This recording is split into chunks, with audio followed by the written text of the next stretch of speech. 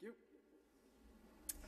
Today, instead of a magic box, we have a story that comes to us. I have some images for you, not just for our children, but for everybody, I think, today, myself included.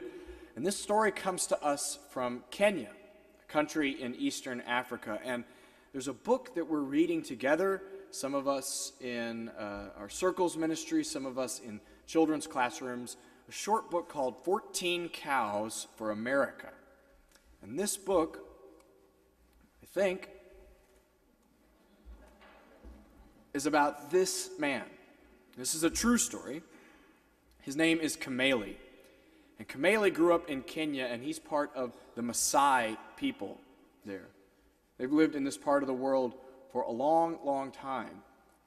And Kimeli left this part of Kenya and came to New York City in America to study for college. And he spent a couple of years studying and going to school here. And he was here and living in New York City in 2001. When he got back to his village, he was greeted by all of the elders in his community as well as his friends and family. And it's a custom there when someone's been away for a long time, whether it's at a nearby village or halfway across the world, for you to share a story of your travels when you come back.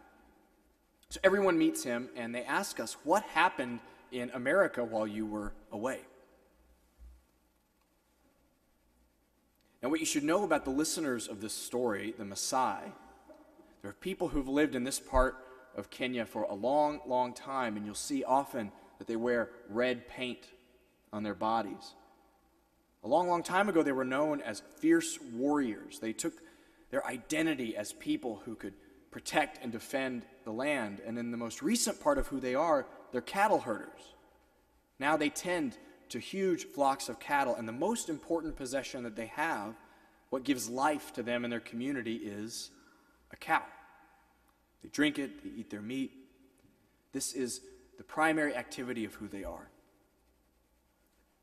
They said, please, Kimeli, tell us a story. So Kimeli gathered all of the people from his village around, and he told them of a moment that he experienced while living in New York in 2001. And most of you in the room and many of you young people have heard of September 11th. So he told them about a day when he was living in New York City when people flew planes into two buildings and hurt and even killed many people. So he sat in front of his village and he told them a story about buildings that were so high that they touched the clouds, and fire so hot that it melted iron and steel. These people are known for having strong and active hearts.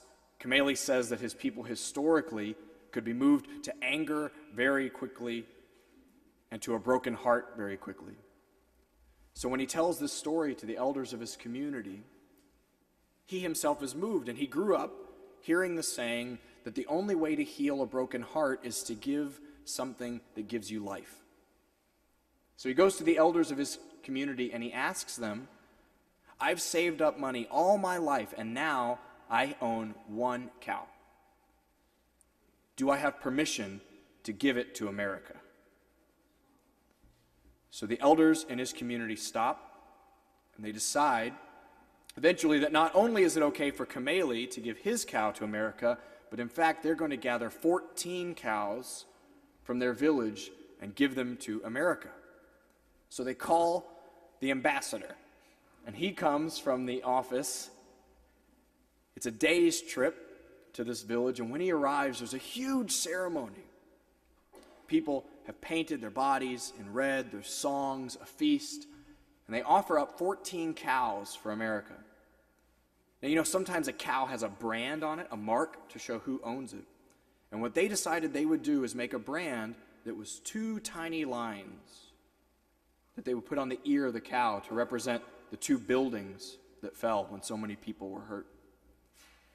But there was a problem, a customs problem, and they could not send these 14 cows to America. It was against the law. And so what happened was they picked an elder in the community whose only job now is to tend those cows. And remember, I said they're the most important thing in the community. They are what gives them food and life. But now, even when the people are hungry or there's not enough food in the village, those cows cannot be used for meat. And so those cows have had babies, and those cows' babies have had babies, and now there are not 14 cows, there are 50 or 60 cows being tended in this village. All of them wearing a brand of 2 lines representing those buildings. And Kimeli goes around the world telling this story of his sharing 14 cows with America. And his statement is that there's no country so big and powerful that it can't suffer, and that there's no group of people so small or so far away that they can't make a difference. And so today, halfway across the world, there are all of these American cows as evidence of people who saw that someone else was hurting and decided to give the most important thing they had in their whole life. So that story is going to be what you talk about in your classrooms today, and I hope that the teachers and students talk about what it means to give something that's really important to you when someone else is hurting. So we'll invite all of our congregation now to join with us in singing our children to their classrooms. The words to the song, "Go Now in Peace," are on the back cover of your hymnal.